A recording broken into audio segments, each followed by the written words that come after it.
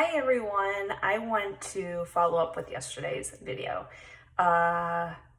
Pretty controversial, I know, but I just want to give you a little bit of clarity to some of the things I said.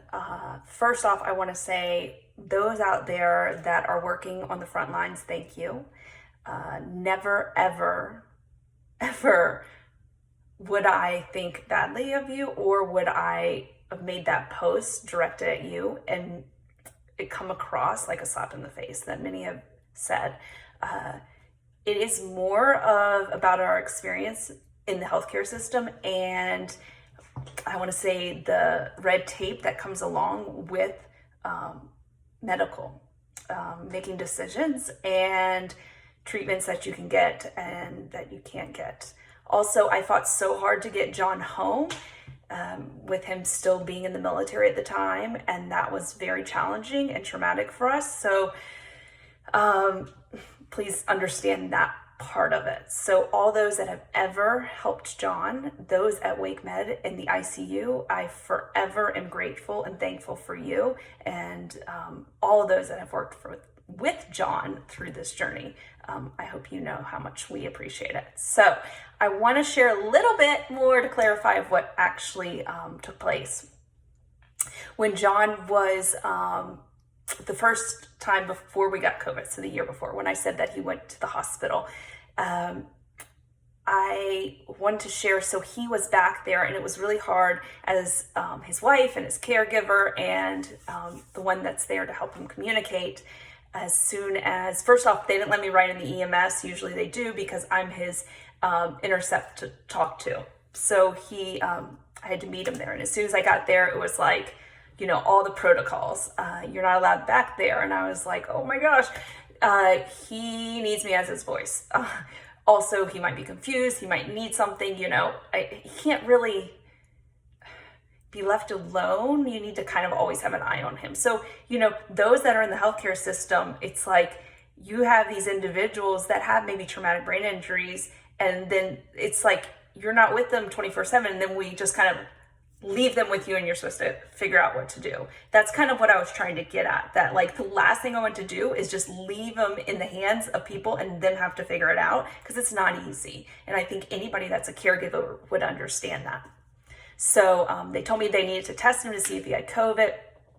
And it was gonna be like 2 hours. And I'm thinking, oh my gosh, he's just laying there. And also when you have an infection, it's very normal for the brain to get agitated, or it's just overloaded. So I'm thinking, and I don't want them to just pump him with medicine because, again, somebody that has a brain injury, every little thing makes a big difference. So that's what I was trying to get at when I said him going back there, and I felt like I was handing him over to the healthcare. That's what it felt like, as much as I had fought to get him home and able to take care of him at home, and all the healing that we have done also with detoxing and eliminating just everything that he's been exposed to. So, all that. Now, I'm not against the healthcare. I'm not against medicine. I'm not against any of that.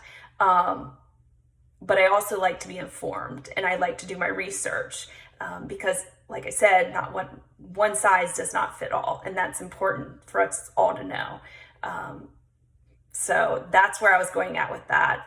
Also, you need to know what you're putting in your body, and you need to know the side effects. And especially if John can't communicate it to me that he doesn't feel good, then I need to be looking for those signs to be able to help him.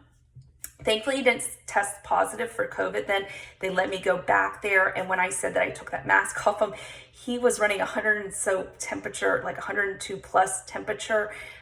He was profusely sweating. You could just see it in him. I actually have a picture of it. And he had an infection, but it wasn't something that you and I could have caught. So there was no reason that he needed to have a mask on and just breathing in, and he wasn't getting full oxygen.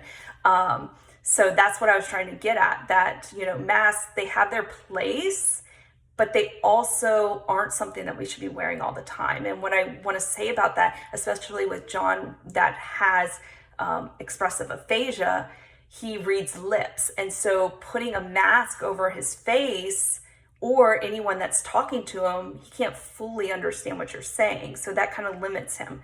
So those with disabilities, it's nice to think about that, what we're putting them at, especially kids. That's how they learn, is seeing the expressions on our face.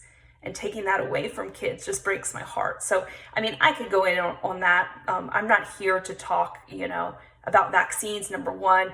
My post was not about vaccines. I don't feel like that is my place to tell you. Again, you do your research, you decide what's best for you, and I'll take care of us. So no judgment on that on my end. And then as far as mandates and stuff, that is your choice. For us, it just doesn't work well for John to have a mask on his face. When COVID first came out, he would put his hand over like this, like it meant to be quiet. And that was what his brain was telling him what it meant.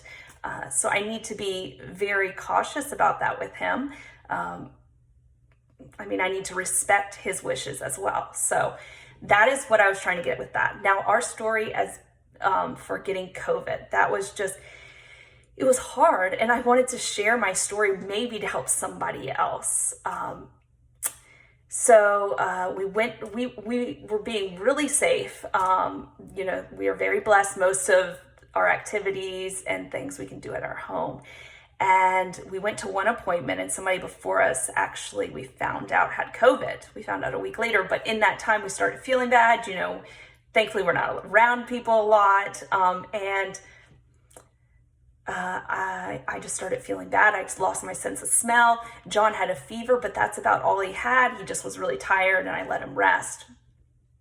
So for me, I had the symptoms from the, I never had it below the chest or below the neck, I could say. I never had it in my lungs. I never had any of that. It was all in my sinuses.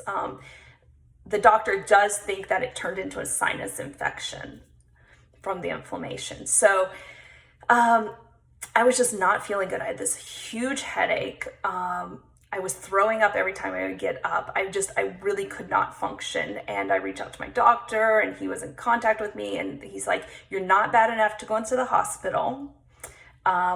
We have nothing that we can give you." And this was granted, it was at the beginning of this year. So a lot has changed since January.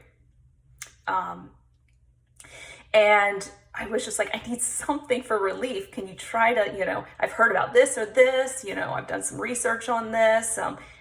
I need something. And everything over the counter was just making it worse. The headache would not go down with anything. And he said, "You just got to wait it out." And it was hard. It's hard to explain, because I think someone that's a caregiver understands this. I had to care for John. Nobody could come over and help me because we had both been exposed. My parents are in their 60s. I can't risk that with them. So it was just really challenging. Thankfully, John's laid in bed next to me, and he kind of understood what was going on and just was very sweet about it. But I wasn't getting better. I just kept getting worse. Like, on a scale from 1 to 10, I was crying.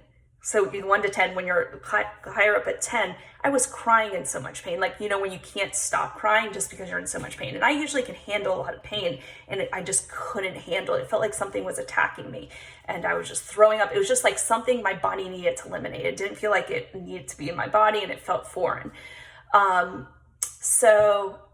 We were getting to the point, my parents were like, "We're going to have to get you to the hospital, but what are we going to do with John?" So, he's a veteran, and we were reaching out. All the facilities were full. And I'm like, but, again, it's like putting him into a facility, and all the things that we kind of have going on at home, it's hard to replicate right away without me being there, showing somebody. So it's just like those kind of, as a caregiver, it's hard to explain if you're not in our circumstance or if you haven't been through that. So when I say that it was just really challenging, that's what I mean. So I was trying to find a way that I could take something at home to make me feel better, so then I could take care of John, and also not take a hospital bed for somebody else that really, really needed it. So I finally found a doctor that prescribed me a steroid. And when I say within 30 minutes I felt better in 30 minutes. My mom actually got the medicine, left it at my front door and sat in the car. She said, I'm gonna sit here for 30 minutes to see if you feel okay, because I couldn't keep anything down. And honestly, in 30 minutes, it was like it started releasing. So the steroid really helped with the inflammation and how my body was attacking what was in it. And then I went on hydroxychloroquine and zinc and a Z-Pak and took that 5-day course. And it really helped me. You know, one shoe does not fit everyone. So I'm not sitting here saying that's the only way. I'm just sharing what helped me without having to go to the hospital, and also, you know, changing up John's routine and just kind of keeping us in our home away from other people to expose other people. You know, that was like the safest thing to do. So that is our experience. When I say the healthcare and the red tape, it was like, I cannot tell you, I was like beating my head against the wall, like I need something, but nobody would give me anything. And it feels like we're not looking at that part of this journey, I guess you could say, globally. And I think that as the more we all speak out and tell about our journeys and what we're going through and being willing to share kind of what's worked for us, I think that we can come together and help each other. And then maybe we can kind of move forward some. So this is just my purpose for sharing this. Again, I've been very hesitant too, because I knew this was going to happen. This is not about vaccines. This is not about, you know, what you should do, because again, what works for me might not work for you. So I'm not a doctor. This is just from my experience and what we've been through. And I think we need to come together and love each other and be accepting of each other and willing to hear each other's voice without jumping to conclusions. And that's really what I was trying to get at with the video yesterday. I apologize to those that it really, you know, triggered or, you know, came across the wrong way, and never was intended that way. But we're going through some difficult times.